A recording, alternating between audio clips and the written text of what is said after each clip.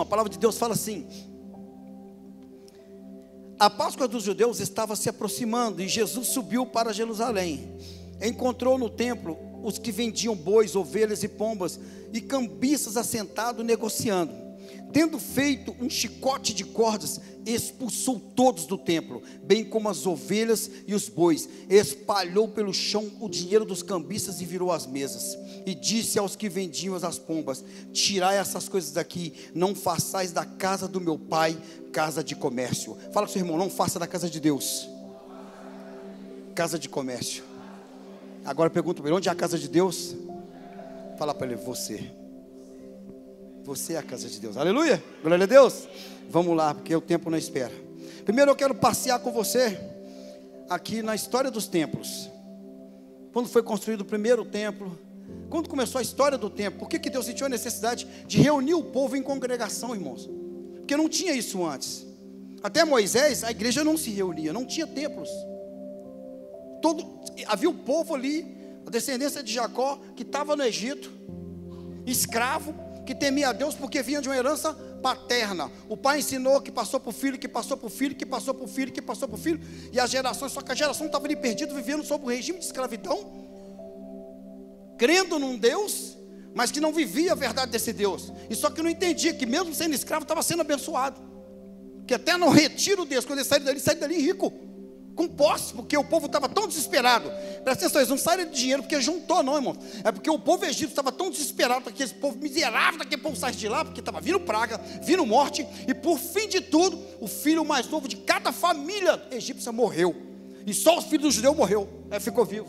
Imagina a raiva do povo judeu. Falou: meu filho morreu, e foi culpa deles. Então o que vocês precisam para ir embora? É o que você vai falar. É o que fala com a sogra quando ela está na sua casa e não quer ir embora. Você fala: o que você precisa para ir embora? Você quer que eu te carrego no colo, sogrinha? Você faz de tudo, aí você começa o quê? Não tem como, vou ter que tratar mal. Eu não trato mal, não adianta. Você: meu Deus, e o que eu faço? Aí o crente vai para o joelho e ora: fala: Jesus, tira minha sogra da minha casa, aqui está outra. Brincadeira, irmãos. Quem tem sogra aqui, ame ela. Minha sogra é uma bênção na minha vida, não tenho o que queixar dela. Chego lá, quando ela pode. Agora ela está doentinha, não está bem, mas ela faz uma dobradinha só para mim. Vou fazer uma dobradinha para você, meu filho. Reclamar de uma sogra dessa? Pode morar na minha casa todo dia, só que eu vou ficar obeso, né? Na casa da minha mãe é biscoito de polvilho e muita coisa, toda vez que eu vou lá é aquela maravilha. Então sogra é benção. Então o povo queria que o povo saísse de lá. Então para o povo sair, eu vou te dar o recurso que você precisa para ir embora, velho. Eu te dou carroça, eu te dou cavalo, eu te dou boi, eu te dou bens, toma ouro, toma tudo que você precisa para você mudar daqui, embora daqui. O povo saiu, foi embora. No meio do caminho, Deus falava com Moisés. Estava com Moisés, e Moisés tinha que transmitir para o povo: Deus, espera aí, eu preciso. Aí vem a palavra do Senhor em Êxodo 25:8, fala assim: Deus, quando manda construir o tabernáculo, Deus fala assim: e me farão um santuário, e eu habitarei no meio deles. Deus falando com Moisés. Antes disso, Deus falava com, a forma que Deus falava como era aparecer para algum homem. Apareceu para Moisés numa sarça, falou com Abraão no ouvido dele: Abraão, sai do meio da tua parentela. Começou assim. Deus falava individualmente com algumas pessoas. Nem todo mundo podia ouvir a voz de Deus ou sentir a presença de Deus. Alguns, ainda nem haviam os profetas. Deus falava com alguns homens diferentes. Antes disso, a Bíblia fala que Enoque ela andava tanto com Deus, era tão cheio da presença, que a Bíblia fala que Deus tomou ele para ele. Ele falou: não, você não pode ficar aí, você é bom demais para morar no meio desse povo. Tomou Enoque para ele, a Bíblia fala.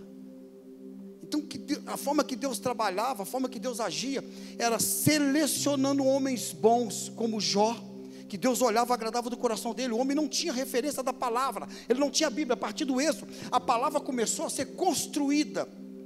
Foi ali que começou a se escrever os primeiros pergaminhos, e a palavra começou a ser construída através disso ali. Deus, espera aí, como que eu vou multiplicar isso aqui? Porque Deus agora tinha um povo. Deus não tinha ainda um povo, agora Deus tinha um povo escolhido, que serviria de referência para as nações. E quem é esse povo? Você.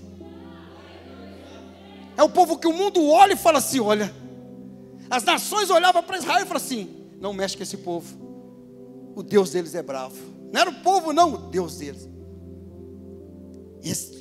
no meio da batalha, enquanto o servo de Deus estava com o braço para cima, eles ganham tudo quanto é guerra. Não cruza o caminho deles, que vai dar ruim. As nações conheceram a Deus através do povo de Deus, através de tudo que ocorreu no Egito. E o povo ouviu falar que agora existe um povo que é escolhido por Deus. Haviam muitos deuses naquela época, mas como que Deus faria para que as nações soubessem quem era o Deus verdadeiro? Porque o homem estava perdido, o homem estava sem norte, porque tudo começou no Éden. E sabe o que é interessante aqui? Quando você pega o primeiro tabernáculo, quando foi construído o tabernáculo, em Êxodo 25, 8, quando Deus fala, e me farão um santuário e habitarei no meio deles. Deus foi citando para Moisés e para os seus anciões ali, sobe para o monte, subiu, e foi citando, olha, vai ser assim, vai ser assim, vai ser assim, a arca vai fazer. Irmãos, Deus deu tudo que eles precisavam saber, como tinha que ser feito.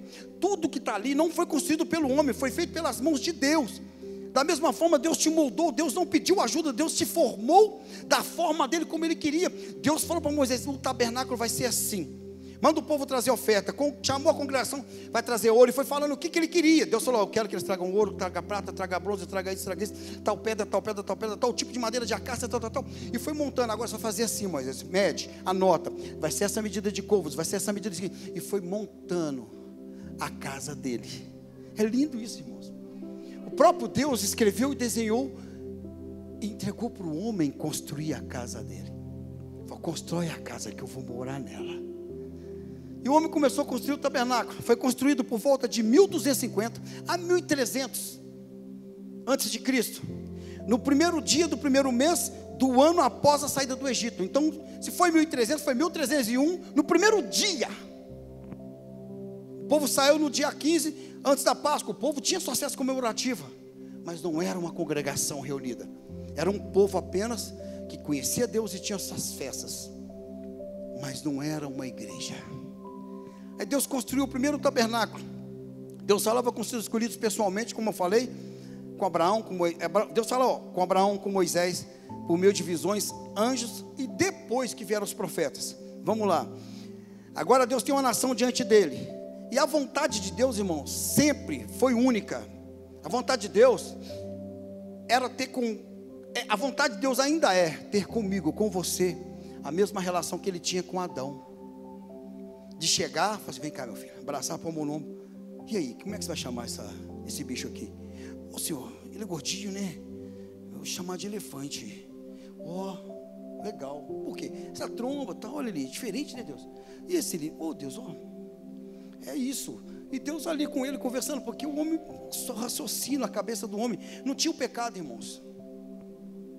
Então o intelecto do homem funcionava no seu 100%, era perfeito demais. Era 100% intelecto. Então o homem deu nome a todos os bichos, todas as flores, todas as plantas, tudo o homem que deu nome. Deus só criou. É interessante isso, porque quando você para e pensa, Deus entregou o homem sobre a regência sobre toda a terra, o domínio. Deus falou assim, o domínio, Adão, está sobre as suas mãos. Domine a terra. Só que o homem plantou o pecado, deixou o pecado entrar em si. E a Bíblia fala que é os nossos pecados que fazem separação entre nós e Deus. E a partir desse dia, Deus já falou assim, olha Adão, não dá mais para eu descer aí, te abraçar, andar abraçado contigo e passear com você pelo Éden, andar junto, mas eu ainda quero morar dentro de você. Eu ainda sou seu Deus, não deixei de ser seu Deus, assim é Deus com nós. Só que um dia essa aliança vai ter que ser restaurada.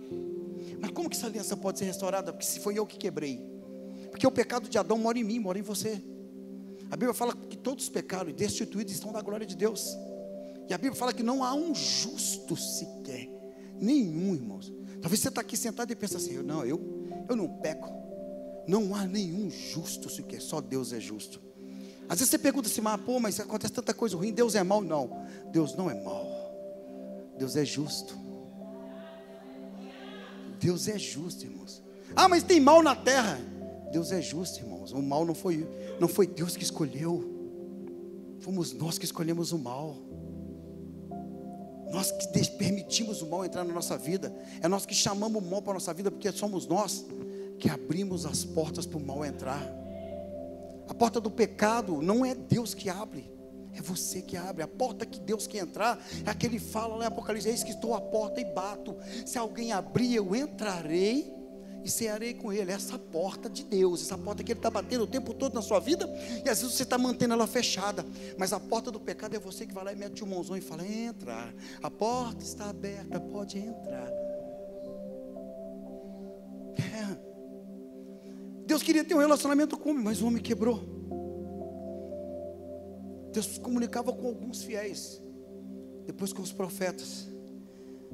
E do tabernáculo, quando terminou a peregrinação do povo, ainda o homem viveu por alguns anos sob a regência de juízes. Aí começaram a surgir os profetas, os juízes. Deus falava com aqueles juízes, as tribos se dividiram. Irmãos, quando você pega a Bíblia e começa a entender ela, você vai entender que o próprio povo de Deus pelejava depois entre si. Quando os reinos foram divididos, eram 12 reinos, depois se dividiram os reinos, o próprio povo de Deus guerreava entre eles. O próprio povo de Deus se matava, era o inimigo entre si. A casa de Jacó, a casa de Davi, eram inimigos entre si. A gente pega a Bíblia, você vai lendo, você vai entender e perceber que foi instituído reinos, e cada povo tinha seu reino, e os reinos competiam entre eles e começaram a brigar entre si, criar alianças com reinos inimigos e combater o próprio reino amigo, o irmão de sangue, e o povo brigava entre eles. Por quê? Porque a porta que não devia ser aberta foi aberta, e o templo estava sujo.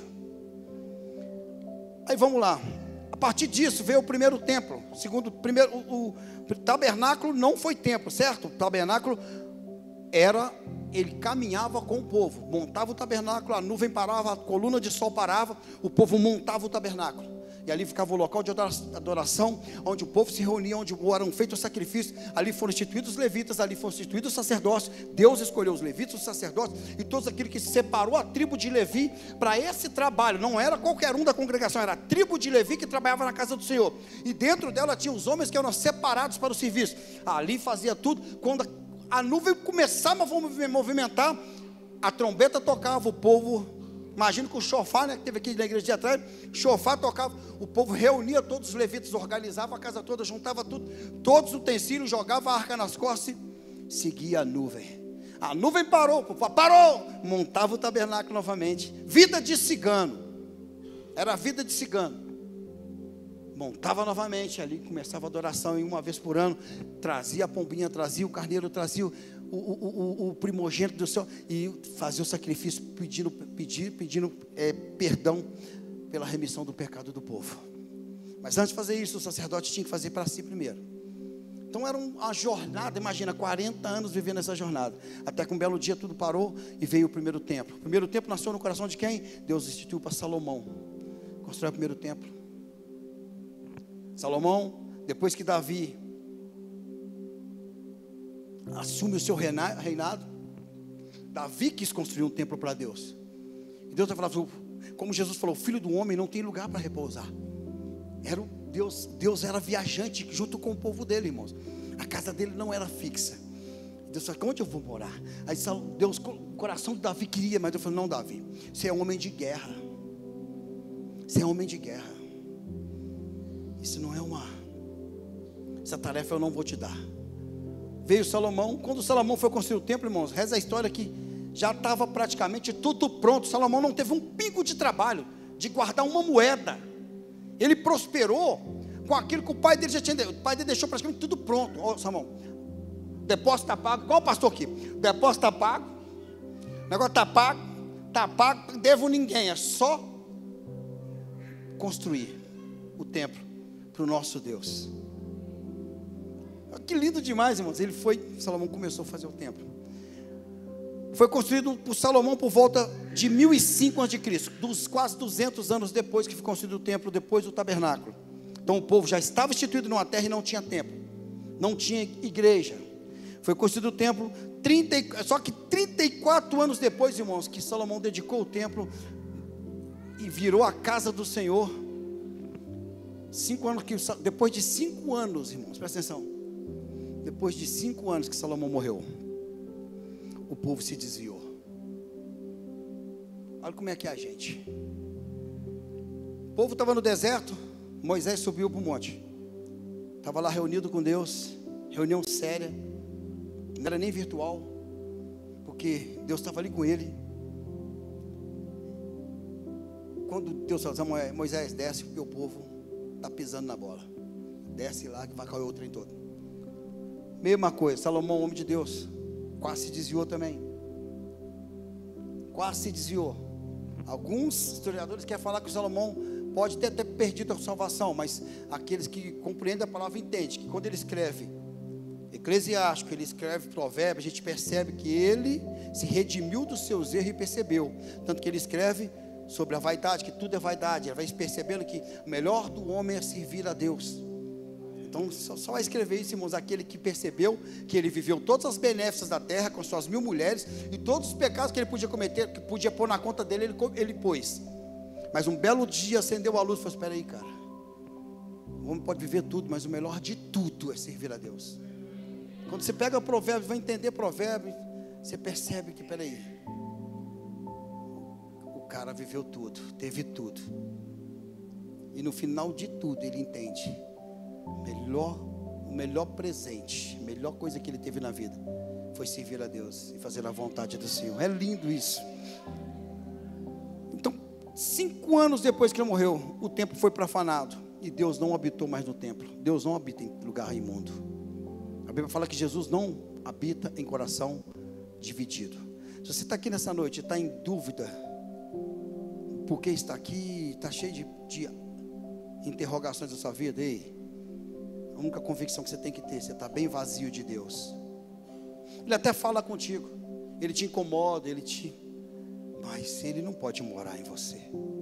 Mas você pode mudar isso, que basta apenas um gesto. Você levanta a sua mão e fala: Jesus, eu estou aqui, entra no meu coração. Aí ele mete o pé na porta e entra mesmo. Mas enquanto você estiver no meio, em cima do muro, o muro inteiro é do capeta. Deus não tem muro na vida, porque o véu do templo foi rasgado para que a gente tivesse acesso direto. Então Deus não constrói muros na sua vida, Deus constrói pontes, para que você possa passar de um lado para o outro e ter acesso livre a Ele. Se existe um muro na sua vida que está fazendo divisões, gerando dúvida no seu coração entre estar aqui ou não estar, esse muro pertence ao diabo, porque ele que faz divisão na sua vida, ele que veio para te atrapalhar. Deus fez pontes para que você possa cruzar os caminhos que Ele constrói para você. Aleluia, glória a Deus.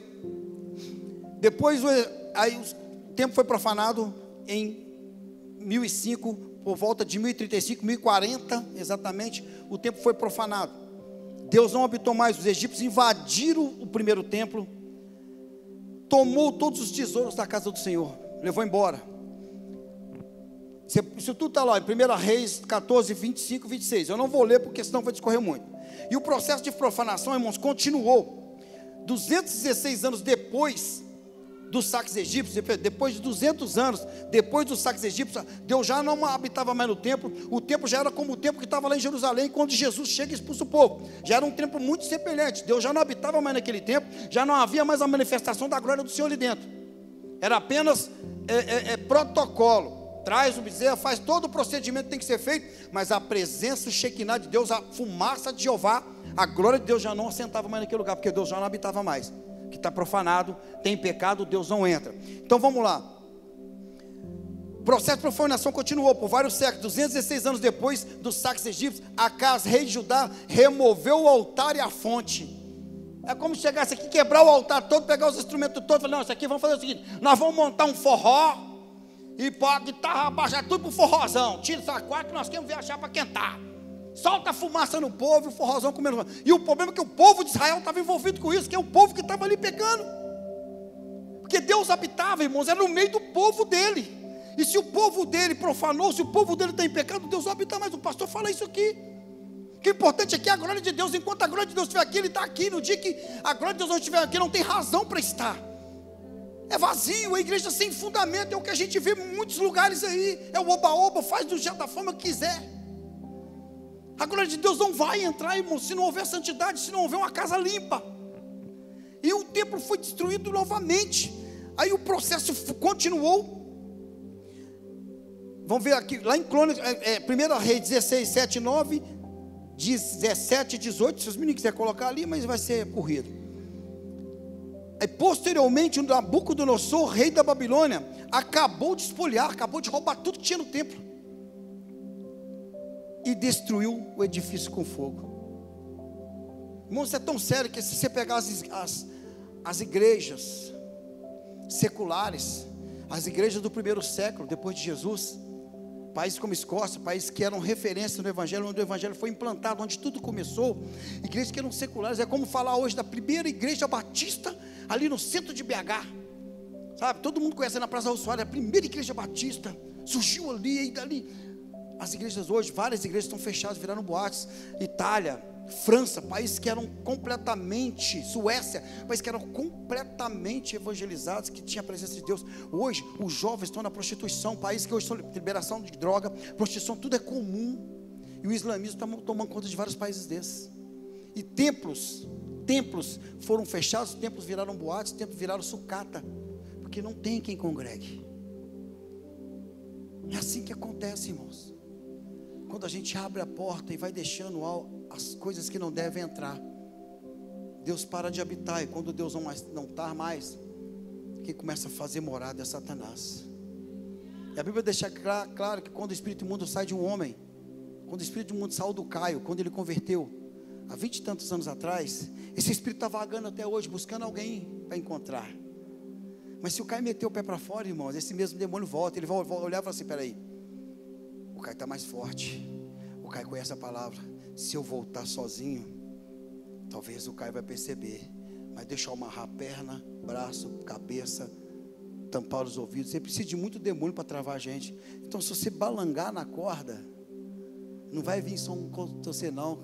Ô crente, deixa eu falar com você, para de brincar, porque você não luta hoje mais contra um demônio não, são vários que vai vir contra a sua vida. Sabe por quê? Porque o mesmo demônio que um dia aprisionou o irmão Carlos, que aprisionou o varão ali nas drogas, ele não vai querer só droga para ele agora não, ele vai querer tudo de ruim sobre a vida dele, porque ele não quer deixar voltar. Presta atenção, Satanás, a linha de ação de Satanás não é do lado de fora não, irmão, lá fora já no maligno, a Bíblia deixa claro, o mundo jaz no maligno, o mundo serve a Satanás, está descendo a enxurrada do rio, com toda a força, a maior ação do inferno é aqui dentro da igreja. É por isso que tem contenda, é por isso que às vezes tem briga, é por isso que a coisa esquenta, mas é a arca, irmão, eu já falei, eu já preguei isso aqui, é a arca, o leão com o leão, os bichos brigam, tem catinga do bode no meio da arca, mas é a arca. A arca, se você compreender a arca, você vai entender o princípio da arca, que é isso aí. A igreja vai ter problema, nunca você vai sair daqui sempre feliz. Tem dia que você vai sair daqui machucado, triste, angustiado, uma palavra não vai ser boa, o irmão não vai te cumprimentar. Ei, mas é a arca, todo mundo tem seu problema, todo mundo tem seu cheiro ruim, todo mundo gosta, todo mundo briga, todo mundo urra, mas todo mundo que estava dentro da arca estava vivo, foi morar no céu. Para estar no céu, meu querido, você tem que estar aqui dentro da arca. Lá fora é condenação e morte. Fora da arca, quando Noé abria a janelinha, sabe o que tinha lá fora? Corpo podre boiando, gente morta, e não adiantava alguém tiver, abre que eu quero entrar. O recado foi dado, faz o L, não entra não. Tudo faz o L. Agora não vou nem poder entregar meu dízimo mais no Pix.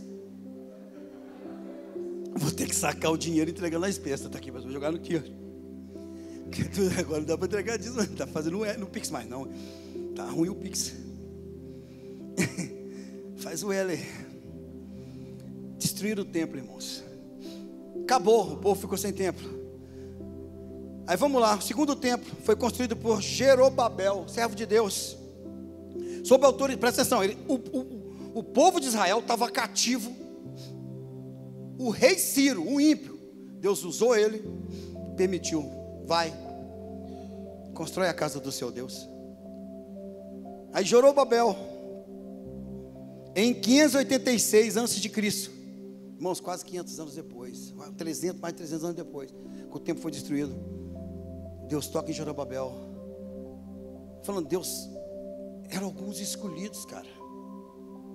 Eram algumas pessoas, assim como foi Daniel, quando você vê o cativeiro de Babilônia, quantos homens, quantos não se dobraram perante o rei, mas Daniel falou assim, não me dobro, eu luto com os leões, mas eu não me dobro, eu não me misturo com as coisas dele. Medraque, Sadraque e Abednego falou, não, pode me pôr na fornalha, eu morro queimado no fogo do homem, mas eu nunca vou queimar no fogo do inferno. Quantos de nós aqui não estamos negociando com o fogo do inferno e brincando com ele? Ai, ei. A diferença aqui é que onde você tira, queimou, você tira, né? A Bíblia fala que lá vai queimar por toda a eternidade. Aquela sensaçãozinha de queimado, não é? Vai ser a vida, o resto da sua existência ali. Então a gente não pode brincar, não dá para brincar. 586, sobre a autorização do rei Ciro, rei da Babilônia. O povo ainda estava sob escravidão. Está lá em Esdras 4. Você lê o capítulo todo, você vai encontrar como que foi instituído o segundo templo. Zorobabel foi lá com o recurso que tinha, irmãos. Presta atenção, o povo estava cativo. Tudo tinha sido saqueado. O povo já não tinha os utensílios mais. O povo já não tinha mais nada para construir o templo. Não tinha dinheiro. Ele foi lá, tipo assim, fez uma casinha mais simples. Algo simples, mas presta atenção. Não é na beleza do templo que Deus quer morar. Quando Zorobabel foi lá fazer o templo, ele não tinha recursos, ele não tinha ouro igual Salomão teve, ele não tinha bens igual Salomão tinha para fazer aquele templo, o templo majestoso. Presta atenção, o templo majestoso que Salomão fez não durou 200 anos. Eu imagino que o povo descascou até as paredes daquele templo para roubar o ouro, e depois o cara falou, pôs fogo nas pedras que sobraram. Presta atenção no templo lá hoje, o templo de Jerusalém, como que está? Sob pedra, sob escombro. Depois da profecia de Cristo, nós vamos falar sobre isso. O templo está sob escombros. Não existe mais o templo que tem lá a cúpula muçulmânica do islamismo, onde é o mesmo lugar, onde era a casa de adoração, a morada de Deus. Hoje eles cultuam a Alá. Por causa de quê? Vamos chegar nesse parte aí. Construiu o templo com o recurso que tinha, irmãos. Deus não está atrás da sua riqueza, Deus não está atrás do seu ouro, dos seus dons, do seu capricho, da beleza que você é, do seu corpo talvez sarado, do seu corpo. Deus não está atrás do que existe em você por fora. Deus quer saber da única morada exclusiva que Ele escolheu, que é morar, dominar e reinar no centro do seu coração. Casa simples que foi construída pela mão de Deus. Deus não habita em templos feitos por mãos de homens. Não era aquela beleza de Salomão, não durou 30 anos. Zorobabel fez uma casa simples para Deus com o recurso que ele tinha, e Deus foi morar lá. Às vezes que eu estou falando com você, às vezes você quer trazer o mundo para pedir a Deus, e Deus quer falar só assim, Senhor, muda minha vida, me faz ser melhor. Aí tudo começa a acontecer. Quando a verdade, quando a sinceridade do coração, é a oração simples da minha filha. Deus, para a chuva que eu quero só andar de bicicleta. Deus, tá bom, filha, para aí. Aí quando a gente estava voltando, não, papai, parou mesmo. E agora, papai? A preocupação dele assim, não, papai, e agora? Parou de chover, não vai chover mais não. Fala, agora você tem que orar, agradecer a Deus e falar que Ele pode mandar chuva de novo. É dentro do carro. Jesus, obrigado. Já andei de bicicleta, foi muito bom.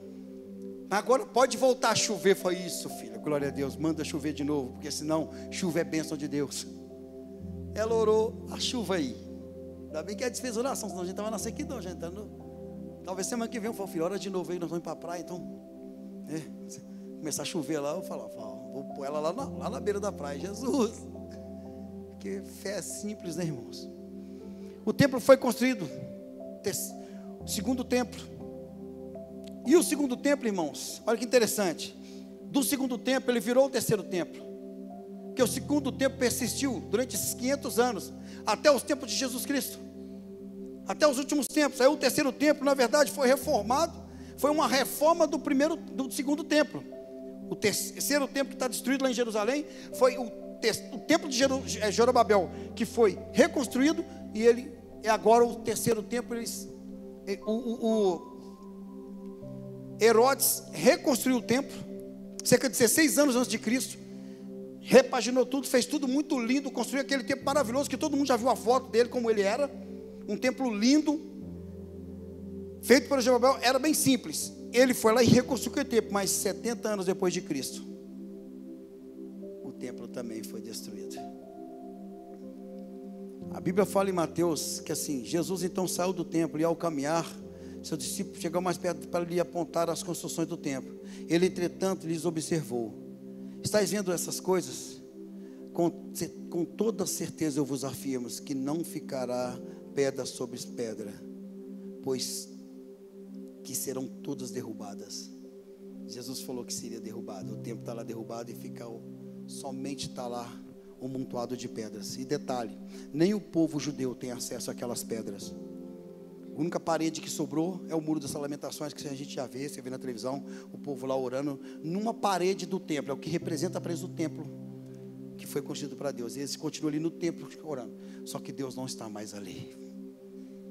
Ali é só religiosidade.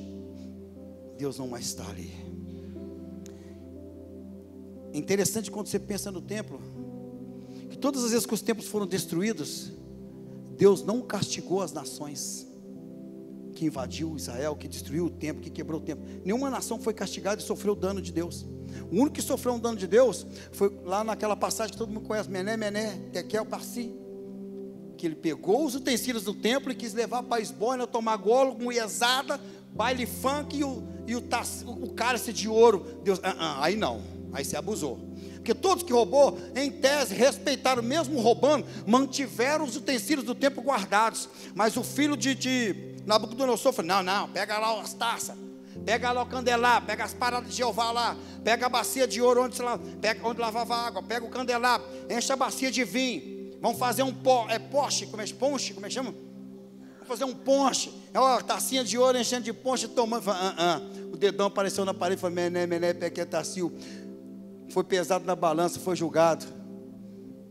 Só a única vez que a Bíblia relata que Deus trouxe peso e juízo sobre alguém foi quando não por destruir o templo, porque presta atenção, como eu já falei várias vezes, Deus não está preocupado com isso aqui. Deus não estava preocupado com a beleza do templo de Salomão. A morada que Deus sempre quis morar foi dentro de cada um dos filhos de Israel. O relacionamento que sempre Deus quis ter e quer ter é esse relacionamento que Ele tinha com Adão, de passear com a gente, andar com a gente. E hoje Ele ainda virou a chave, porque com Adão, presta atenção, com Adão Deus andava do lado de fora, com você Deus anda do lado de dentro. Isso é lindo demais, irmãos. Como Adão era aqui abraçado, hoje não. Deus está aqui, Deus está aí dentro do seu coração. E o tempo todo a gente expulsa a presença de Deus. Esvazie o seu templo. Quando Jesus chegou, agora eu estou finalizando, chegando no teor dessa mensagem. Quando Jesus chega, esvazia o templo. A mensagem que Jesus queria trazer para mim e para você: o templo está sujo, está contaminado, aqui não é lugar disso. Existem coisas dentro de você que precisam ser tiradas, que precisam ser limpas, para que Jesus possa entrar e morar completamente de forma confortável. Porque enquanto isso estiver, Ele não vai entrar. A vida não é somente ir e vir. Um dia eu estou na igreja, outro dia não. Um dia eu estou com Deus, outro dia não. Não existe isso com Deus. Ou é dedicação, é igual na polícia, é dedicação exclusiva. Você vê aí na televisão, se um polícia pego fazendo um bico, ele responde processo. Trabalhei 30 anos sem poder fazer um bico, fazer uma renda complementar, porque se era pego, responde processo, corre de ser expulso. Dedicação exclusiva. Deus não abre mão de você. Se o Estado não abre mão do seu servidor com dedicação exclusiva, imagina Deus. Por que você acha que Deus aceita você negociar com Satanás, barganhar com o diabo? A Bíblia fala: não ameis o mundo, nem as coisas que no mundo há, porque quem ama o mundo, o amor de Deus não está nele. Aleluia. Esvazie o seu templo.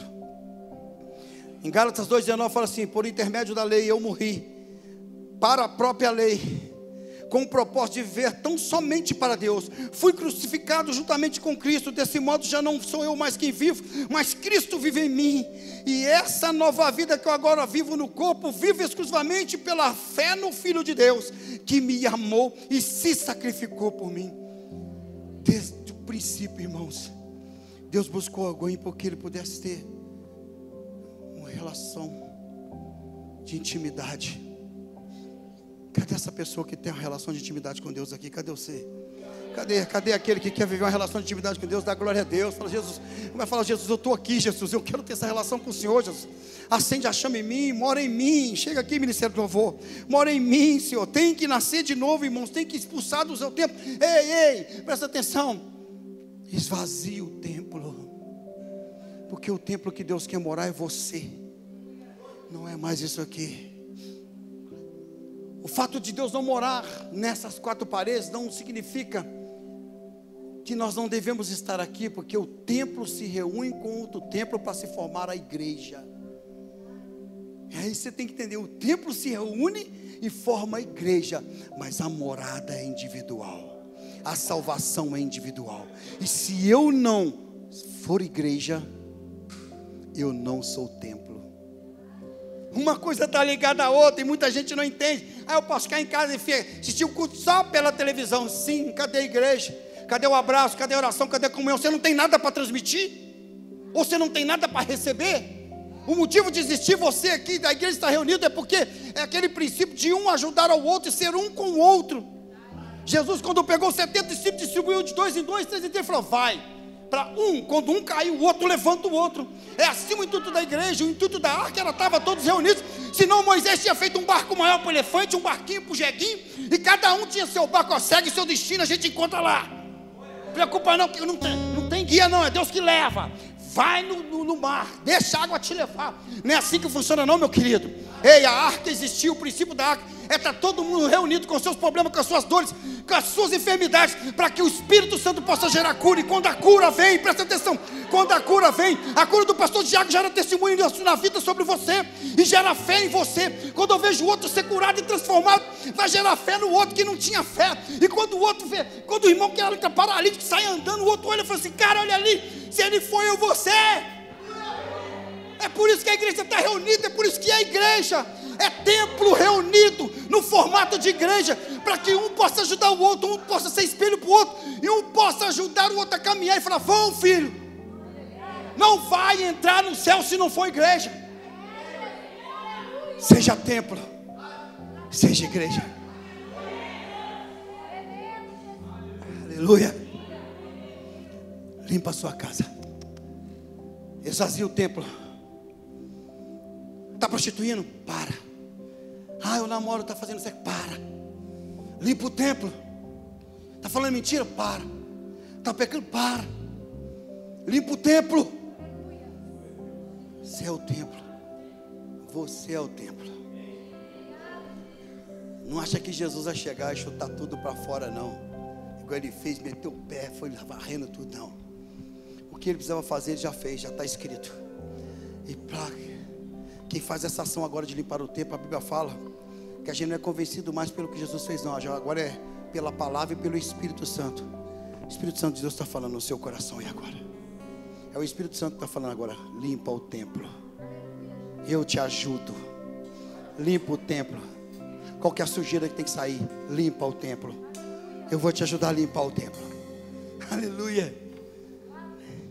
Temos que nascer de novo para finalizar.